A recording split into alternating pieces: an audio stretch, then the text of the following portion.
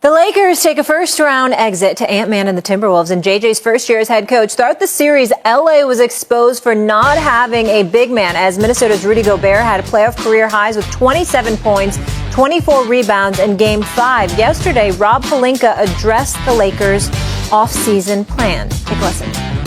LeBron is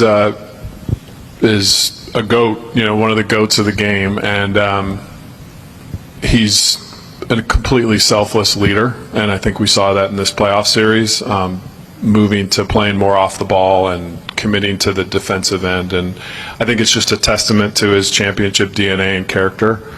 And I think LeBron's going to have high expectations for the roster, and we're going to do everything we can to meet those. But I also know that whatever it is, he's going to still give his 100% every night, whether that's scoring, assisting, defending, rebounding, leading. We know that's going to always be 100%, never wavers.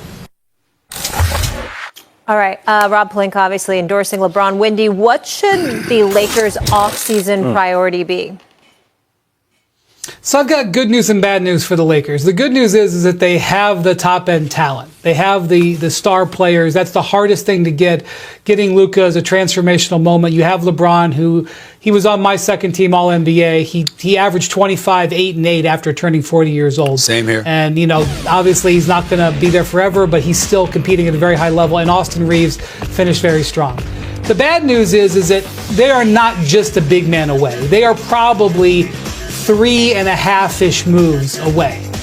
They do have the ability to make those moves because they don't have to trade or acquire another star player, but it's going to take some really good maneuvering for the Lakers and by Rob Pelinka over this summer. He's going to have a really good June and July for the Lakers to be making a run at the title next year. Obviously, they need a big man, but they also need athleticism and defense on the perimeter. They were already probably short on that before they traded Max Christie, who helped them in that regard. And they need to build out their roster. They don't have depth. Even if they replace some of the frontline players, they don't have depth. If you look at the teams that are competing to win the whole thing, Cleveland, they play 10. Boston, they have the 6th man of the year. They have 8 or 9 great players. Oklahoma City, they play 10. If you're going to compete at this level, especially with older guys, you got to build that out. So they've got a lot of work to do in addition to getting that center, who is the most important piece. Yeah, I agree with you, Wendy, on the center part. Some of those nuances are, will LeBron James take a haircut to a slight degree? I think he was willing to do that last year, but then chose he didn't have to do that because they didn't find somebody. I also think that hearing his comments around Austin Reeves was interesting, kind of almost talking about him as like a big three or a pillar. And that's a legitimate asset. I know what they can get as it relates to a big, with their original package of Dalton Knecht and a draft pick. But Austin Reeves probably seems like their best trade asset that can get you some help on the perimeter and get you a bigger return. As it relates to a big, Stephen A., the other day I said it to you, could a guy like Jared Allen, could you find a way to get a guy like Jared Allen as somebody that can actually protect the rim? And then how do you get some youth there and some people that can help with floor spacing that can give you defense on the perimeter and give you shooting that allows Luka to kind of play at that level? But the rim protection, I think, is critical if you're going to build personnel-wise around Luka. He needs that with him being defensively the way he is. Well, a couple of things. Number one, Rob Pelinka running this organization, as much as we want to be critical of him to some degree, we were applauding him when this deal took place. And the fact that he didn't have to give up more than Anthony Davis in order to get Luka Doncic, even though obviously they gave up Christie as well. But the point is that when you look at the Los Angeles Lakers, I think the name that comes to mind is LeBron James. And I'm going to tell you why. It's not just about whether or not he's going to stay, which I firmly believe he will stay. He will return next year, not just to the NBA, but to the Los Angeles Lakers. I don't think he's going anywhere else. But the other side to this is this.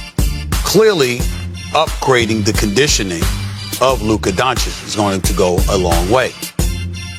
Well, damn, who's the person that we applaud for being in elite physical condition year after year after year? Who's the guy that's revered for paying about $1.5 million, if not more, on his body every single year just to keep himself healthy? when you talk to anybody that's been around LeBron James, been associated with him in terms of his professionalism, it ain't just on the basketball court, off the court. That brother comes to work every day. I'm talking about working on his body. Well, when you're a leader, unfortunately, you got to get others to do the same. They're certainly making enough. You know, you want to sit up there and you want to be like, listen, you're going to be around me.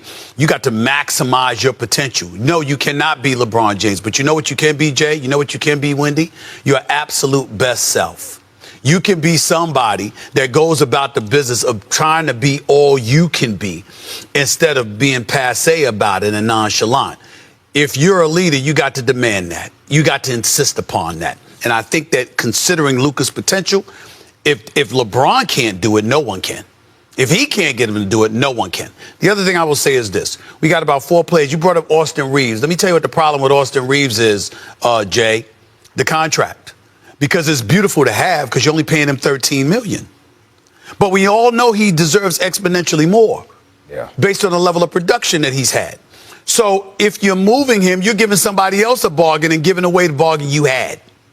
That's problematic, too. What you going to do with Rui Hachimura? You trying to tell me Rui Hachimura ain't worth more than $18 million? That's what he's getting paid next season. He's worth more than that. I'm looking at a Gabe Vincent. He's at 11.5, even though he didn't do much this year. You trying to tell me he's not worth more than 11 in today's NBA economy?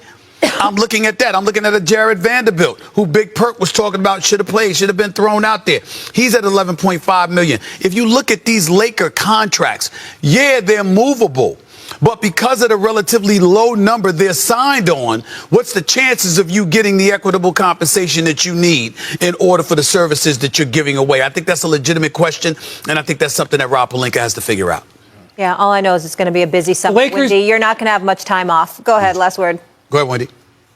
The Lakers do have things they have movable contracts, as you said. They have 1 tradable first-round pick. They have 4 pick swaps, and they have the city of Los Angeles and the Stars on their roster. This could be done. This is not an insurmountable thing.